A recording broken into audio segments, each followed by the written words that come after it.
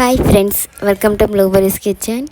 Blueberries கிச்சனில் இன்றைக்கி நம்ம பார்க்க போகிறது என்னென்னா, ஒரு கேரளா ஸ்டைல் சிம்பிளான ஒரு மீன் குழம்பு ரெசிபி தாங்க. இது பண்ணுறதுக்கு வெறும் 10 நிமிஷம் போதுங்க. 10 நிமிஷத்துக்குள்ளே நல்லா அருமையான ஒரு மீன் குழம்பு ரெசிபி தாங்க வீடியோவில் பார்க்க போகிறோம். இப்போ வாங்க நம்ம ரெசிபிக்குள்ளே போகலாம். ரெசிபிக்குள்ளே போகிறதுக்கு முன்னாடி இப்போ தான் நீங்கள் ப்ளூபெரிஸ் கிச்சன் முதல் முறையாக பார்க்குறீங்கன்னா மறக்காமல் சப்ஸ்கிரைப் பண்ணிக்கோங்க. பக்கத்தில் இருக்கிற பெல் ஐக்கானையும் ப்ரெஸ் பண்ணிக்கோங்க. அப்போனா தான் நான் புதுசாக வீடியோ போட்டு நீங்கள் என்னோடய ரெசிபீஸ்லாம் மறக்காமல் ஃபாலோ பண்ணலாம். இப்போ வாங்க நம்ம வீடியோக்குள்ளே போகலாம். இப்போ நமக்கு மஞ்சட்டி சூடாகிடுச்சிங்க. இப்போ 2 டீஸ்பூன் அளவுக்கு நல்லெண்ணெய் சேர்த்துக்கோங்க. நல்லா சூடாகிடுச்சிங்க. 1/2 டீஸ்பூன் அளவுக்கு கடுகு, 10 வெந்தயம் சேர்த்துக்கோங்க. இப்போ நம்ம சேர்த்த கடுகும் வெந்தயமும் நல்லா பொரிஞ்சு வந்துச்சுங்க.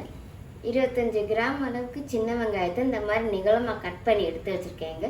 இப்போ இது கூட சேர்த்துக்கலாம். 10 பல் பூண்டு தொலியை உரித்து நான் எடுத்து வச்சுருக்கேங்க. பொடி பூண்டாக தான் நான் எடுத்திருக்கேன், அதனால் 10 பல் பூண்டு நான் எடுத்திருக்கேன். இப்போ இதை நல்லா நம்ம வதக்கி எடுத்துக்கலாங்க. இப்போ நான் வெங்காயத்துக்கு ஒரு கண்ணாடி பத அளவுக்கு நான் வதக்கி எடுத்திருக்கேங்க. இப்போ நம்ம இதில் மீடியம் சைஸில் ஒரு தக்காளி இந்த மாதிரி பொடியாக கட் பண்ணி வச்சுருக்கேங்க. இப்போ இதே கூட சேர்த்துக்கலாம். லேசாக கலந்து விட்டுட்டு 2 நிமிஷம் நம்ம மூடி போட்டு குக் பண்ணி எடுத்துக்கலாங்க. நான் லெமன் சைஸ் அளவுக்கு வாழம்புளியை கரைச்சி எடுத்து வச்சுருக்கேங்க. இப்போ நம்ம இந்த புளி தண்ணியில்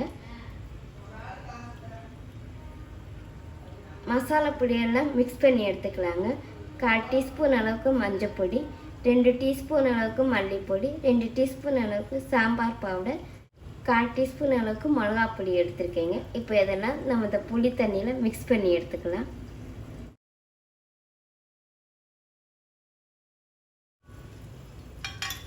நல்லா கட்டி ஒன்றும் இல்லாமல் நல்லா மிக்ஸ் பண்ணி எடுத்துக்கணுங்க. நம்ம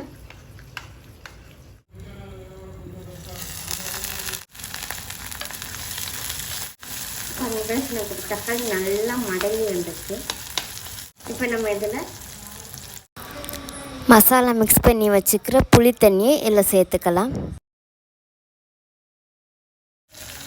நம்ம இப்போ இந்த மீன் குழம்புக்கு தேவையான அளவு தண்ணியும் சேர்த்துக்கலாங்க. இப்போ நம்ம இந்த மீன் குழம்புக்கு தேவையான அளவு உப்பும் சேர்த்துக்கலாங்க. இப்போ நமக்கு இது ஒரு கொதி வரட்டுங்க. ஒரு கொதி வரும் நம்ம மீன் சேர்த்துக்கலாம். அதில் இப்போ நம்ம சேர்த்துருந்த புளி தண்ணி எல்லாமே சேர்ந்து நல்லா கொதிக்குதுங்க. மசாலா பரட்டி வச்சுருக்கிற மத்தி மீனை சேர்த்துக்கலாங்க. மீனில் உப்பு உரப்பு பிடிக்கிறதுக்காக கொஞ்சோண்டு மிளகாப்பொடி, கொஞ்சோண்டு உப்பு நம்ம பரட்டி எடுத்து வச்சுருக்கேங்க. இப்போ இந்த மீனை நம்ம இதில் சேர்த்துக்கலாம்.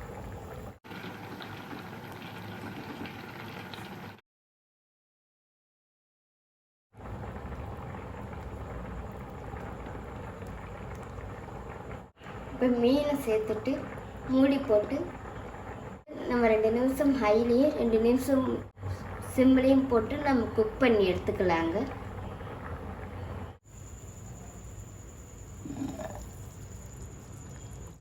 அவ்வளோதாங்க.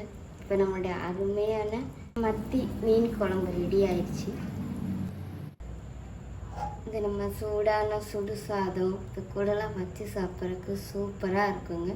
நல்லா சிம்பிளான ஒரு மத்தி மீன் குழம்பு ரெசிபி தாங்க இன்றைக்கி நம்ம வீடியோவில் பார்த்துருக்கோம். மறக்காமல் ட்ரை பண்ணி பாருங்கள். ட்ரை பண்ணி பார்த்துட்டு எப்படி இருந்துச்சுன்னு கமெண்ட் பண்ணுங்கள். அப்படியே ப்ளூபெரிஸ் கிச்சனை சப்ஸ்கிரைப் பண்ணிக்கோங்க. தேங்க்யூ.